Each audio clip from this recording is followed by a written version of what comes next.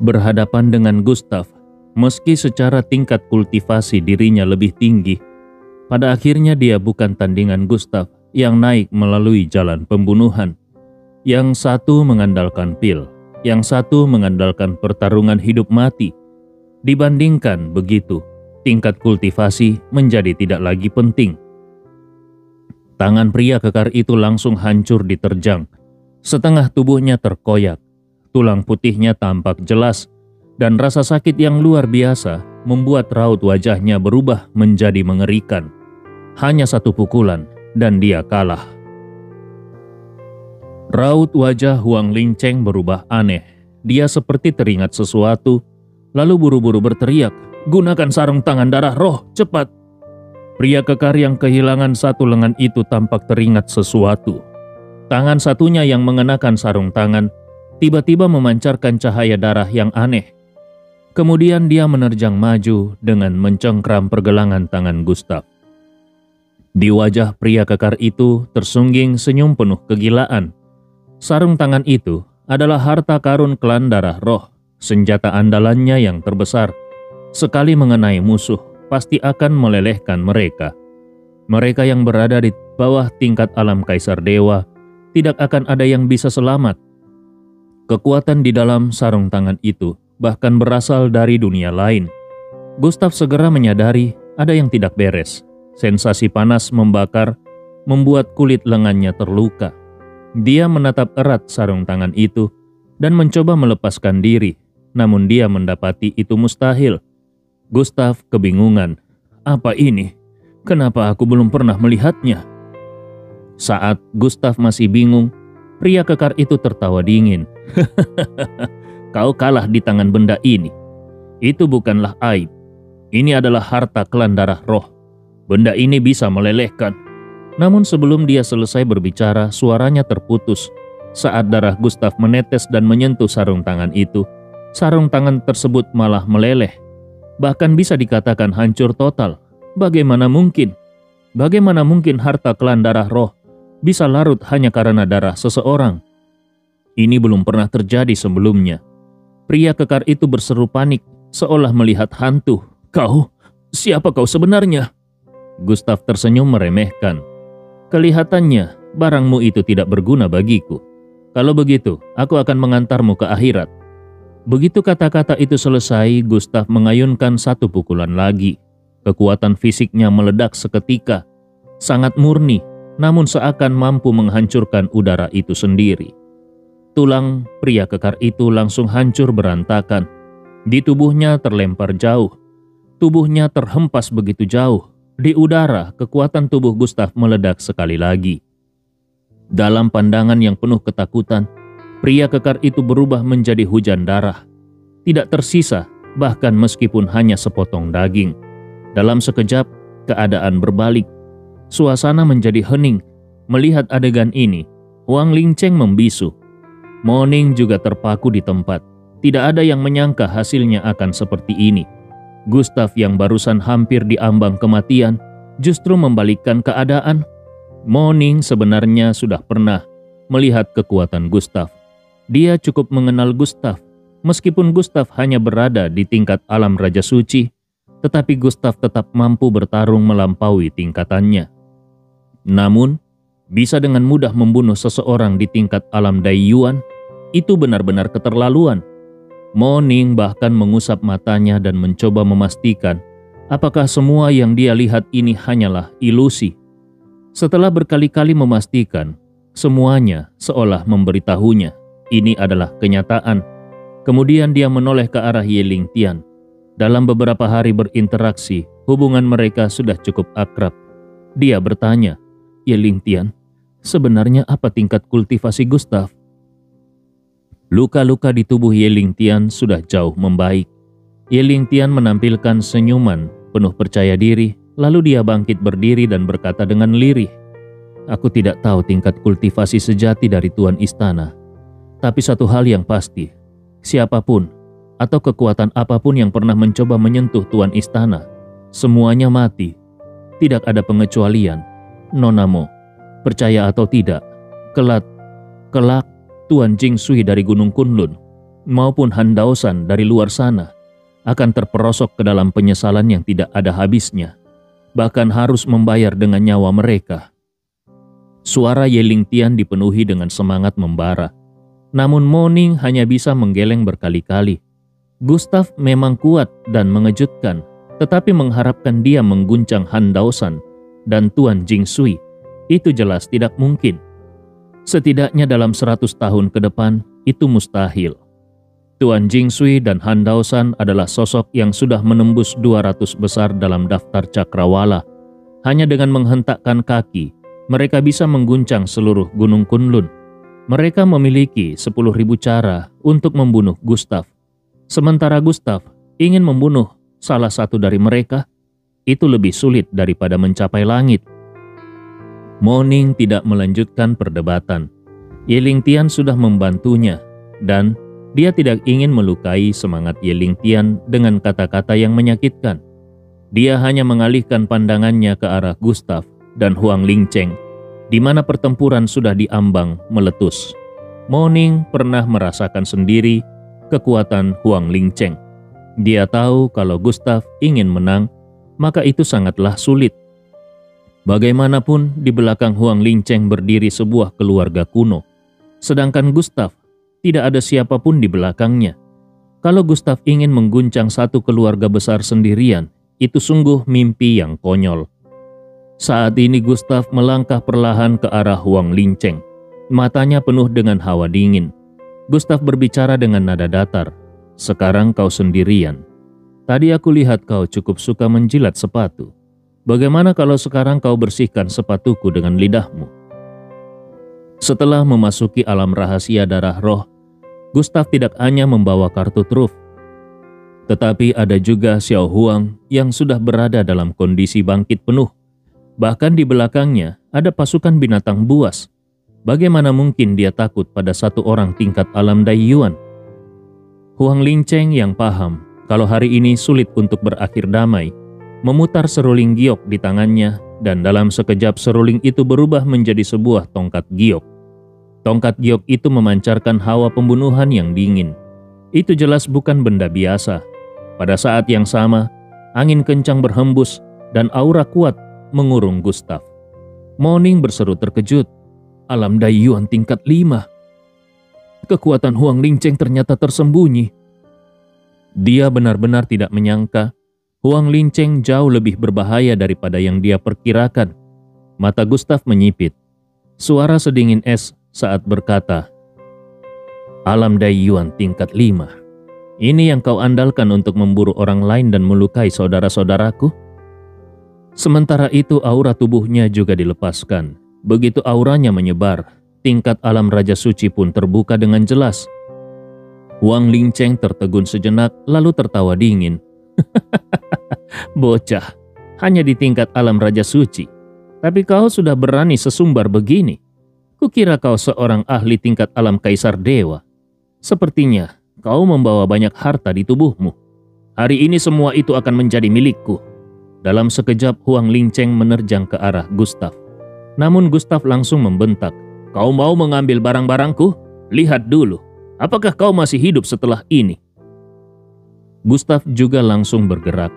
Tubuhnya seperti menghilang dalam sekejap. Sejak aura iblis di antara alisnya semakin sering muncul, Gustav mendapati kecepatan tubuhnya menjadi sangat luar biasa. Dia bergerak secepat kilat. Bahkan sebelum siapapun sempat bereaksi, senyum di wajah Huang Lingcheng sudah membeku. Kecepatan Gustav kini sudah setara dengan tingkat alam Dai Yuan. Anak ini sebenarnya berasal dari mana?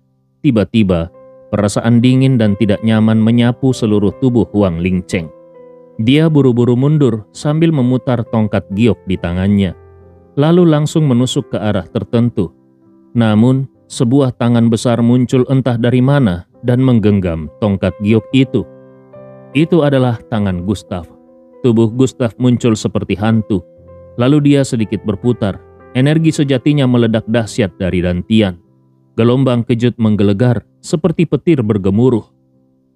Serangan jarak dekat ini bagaikan gunung yang menimpa Huang Lingcheng. Bahkan dengan sihir pun dia tidak akan mampu menahannya. Huang Lingcheng berteriak, "Pergi kau!" Matanya dipenuhi urat darah. Dia buru-buru mundur dan berusaha melepaskan diri. Kalau serangan ini mengenainya, dia pasti akan terluka parah atau bahkan mati. Siapa sangka seorang kultivator menggunakan metode pertempuran fisik semurni ini. Tubuh Gustav diselimuti kilat. Kekuatan tubuhnya meledak tanpa ampun dan menghantam tubuh Huang Lingcheng dari jarak dekat. Huang Lingcheng hanya bisa menggunakan energi sejatinya untuk bertahan mati-matian. Namun tetap saja, pelindung energi di sekeliling tubuhnya hancur berantakan. Tubuhnya terhempas seperti bola, dia terlempar jauh dengan keras. Namun Gustav sama sekali tidak berhenti. Dia melangkah 3 kali berturut-turut untuk mengejar Huang Lingcheng dan berkata dengan dingin, "Aku sudah bilang, aku akan mematahkan tulang-tulangmu satu persatu." Mata Huang Lingcheng memerah menyaksikan Gustav kembali menyerang. Kalau dia terus dipaksa bertahan begini, dia benar-benar akan mati. Tanpa ragu lagi, Huang Lingcheng memaksa keluar setetes darah esensial, lalu meneteskan darah itu ke tongkat giok. Kemudian dia mengguncangkan pergelangan tangannya dan melemparkan tongkat itu ke depan. Huang Lingcheng berteriak dengan kegilaan di matanya, "Kau mau membunuhku? Mimpi! Dengan kekuatanmu yang baru tingkat alam Raja Suci, mana mungkin kau bisa melakukannya?" Tongkat giok berubah menjadi cahaya dingin dengan suara sobekan udara yang tajam dan langsung menembus menuju dada Gustav. Gustav jelas menyadari kekuatan mengerikan pada tongkat itu. Matanya menyipit tajam dan tombak pembunuh 9 neraka muncul di telapak tangannya. Dengan erat menggenggam tombak itu, Gustav berteriak, "Pergi dari hadapanku!" Dia mengangkat tombaknya dari bawah ke atas dengan kekuatan penuh, lalu memutar dan menyapukannya. Tongkat giok dan tombak pembunuh 9 neraka berbenturan, menghasilkan suara decitan yang menyakitkan. Aura iblis dan darah berputar dan membelit, seperti naga iblis dan naga api yang bertarung sengit di udara. Melihat pertarungan sengit antara dua kekuatan itu, hati Huang Lingcheng bergelombang hebat. Tongkat giok ini adalah harta yang diberikan oleh klan darah roh. Dalam dunia senjata spiritual Gunung Kunlun, tongkat giok ini hampir tidak terkalahkan. Bahkan biasanya, satu serangan saja sudah cukup untuk menghancurkan senjata lawan. Namun kini menghadapi tombak panjang di tangan Gustav, tongkat giok itu malah tertekan. Tombak itu, mungkinkah itu adalah senjata kuno? Ketika Huang Lingcheng masih dipenuhi keraguan, aura iblis dari tombak pembunuh 9 neraka langsung mengamuk dan melilit tongkat giok. Terdengar suara retakan keras, tongkat giok itu pecah, bahkan hancur menjadi ribuan pecahan es yang terpental ke segala arah. Raut wajah Huang Lingcheng berubah drastis. Matanya hampir melotot keluar. Harta yang diberikan klan darah roh kepadanya hancur begitu saja. Bagaimana mungkin? Sebelum Huang Lingcheng sempat keluar dari keterkejutannya, tombak pembunuh 9 neraka sudah menerobos aura iblis dan langsung menusuk ke arah tangan kiri Huang Lingcheng. Dengan satu tusukan, Gustav mengangkat lengannya dan lengan kiri Huang Lingcheng yang halus langsung putus di tempat. Bahkan tulang putihnya langsung dihancurkan oleh kekuatan tombak pembunuh 9 neraka. Gustav berkata dengan dingin, "Itu tangan pertama." Tombak pembunuh 9 neraka kembali menyapu ke arah Huang Lingcheng. Saat Moning melihat tangan kiri Huang Lingcheng terkoyak, keterkejutannya tidak terlukiskan. Baru berapa lama tidak bertemu, kenapa kekuatan Gustav menjadi sehebat ini? Kalau terus begini, 1 bulan kemudian Gustav bisa keluar hidup-hidup. Siapa lagi yang bisa menggoyahkannya? Keluarga Mo tanpa ragu sudah melewatkan kesempatan menaiki kapal raksasa yang mengguncang dunia. Di kejauhan Huang Lingcheng memandangi tangan kirinya yang putus. Darah terus menetes, ekspresinya bengis hingga ke titik ekstrim. Dia berseru marah, "Sudah lama tidak ada orang yang berani melukaiku. Kaulah yang pertama, sekaligus yang terakhir. Kau berkali-kali menantang keluargaku, yaitu keluarga Huang. Semua ini adalah paksaan darimu. Aku akan membuatmu mengerti apa itu ketakutan. Ketakutan yang berasal dari rahasia terdalam klan darah roh." Tubuh Huang Lingcheng perlahan mendarat. Ujung jarinya memaksa keluar setetes darah esensi, lalu dia menepukkannya di antara alis. Cahaya darah langsung menyebar. Huang Lingcheng berkata, "Pedang darah roh, aku rela mempersembahkan darah esensiku. Bantu aku membunuh semut dari Gunung Kunlun ini. Klan darah roh adalah dewa yang tertinggi. Aku rela menjadi budaknya." Mendengar kata-kata ini, kening Gustaf mengerut. Ternyata Huang Lingcheng berhubungan dengan klan darah roh. Bahkan dari kata-katanya, keluarga Huang sudah sejak lama menjadi budak klan darah roh. Semua ini pun menjadi masuk akal. Sepertinya tujuan keluarga Huang masuk ke sini memang untuk melenyapkan segala ancaman bagi klan darah roh. Kalau begitu, dia tidak perlu menahan diri. Gustaf baru saja ingin bergerak, tetapi dia mendapati pedang di belakang Huang Lingcheng langsung melayang dan menggantung di depannya. Sebuah bayangan darah tampak berdiri di atas pedang. Huang Lingcheng menunjukkan senyum gila, lalu menunjuk ke depan. "Roh klan darah roh yang agung, bantu aku." Jarinya membentuk mudra dengan cepat. Gerakan sederhana itu seolah sudah dilatih puluhan ribu kali. Darah menyelimuti sekitarnya dan aura yang mengerikan langsung merembes keluar. Ruang membeku, waktu seakan berhenti. Xiao Huang di pundak Gustaf juga mengerutkan keningnya. "Hati-hati, ada yang aneh dengan aura ini." Saat kata-kata itu terucap, mata Huang Lingcheng membesar. Aura tajamnya mengguncang sekeliling dan angin kencang mengamuk. Pakaian santai Gustaf sobek menjadi banyak sobekan. Bahkan di tubuhnya juga muncul luka-luka pedang yang mengerikan. Gustaf tidak berani lengah. Dia langsung menerjang ke depan. Dia harus merebut inisiatif. Gustaf berseru, "Petir ilahi, api abadi, simbol roh dan naga darah." 4 kekuatan berkumpul di lengannya. Petir ilahi dari langit 9 menghantam turun. Gustaf membawa tombak pembunuh 9 neraka di tangannya. Dia menerjang ke depan. Dia ingin melihat apakah rahasia klan darah roh lebih kuat dari kartu trufnya sendiri. Suara ledakan hebat terdengar terus-menerus saat Gustaf hampir menyentuh Huang Lingcheng. Huang Lingcheng malah tersenyum. Tiba-tiba bayangan di atas pedang darah roh menunjuk ke depan. Dalam sekejap serangan brutal tombak pembunuh 9 neraka pun tertahan. Tabrakan dahsyat melahirkan lapisan demi lapisan gelombang energi nyata yang menyapu ke segala arah. Di antara langit dan bumi, gelombang energi beterbangan. Aura tombak dan aura pedang darah saling merobek dan bersilangan. Pohon-pohon besar dalam radius 100 meter roboh semua. Serpihan kayu beterbangan dan debu membumbung setinggi langit. Huang Lingcheng mengangguk puas. "Kau kira ini sudah semua kekuatan klan darah roh? Kau salah. Mimpi burukmu baru saja dimulai." Tiba-tiba, di antara alis Huang Lingcheng muncul sebuah simbol bercahaya. Wajahnya menjadi sangat bengis, seolah-olah dia adalah iblis yang keluar dari neraka. Kedua matanya merah menyala dan urat-urat menonjol di seluruh tubuhnya. Rambutnya terurai, otot-ototnya meledak terbuka, bahkan kekuatannya meningkat dengan liar.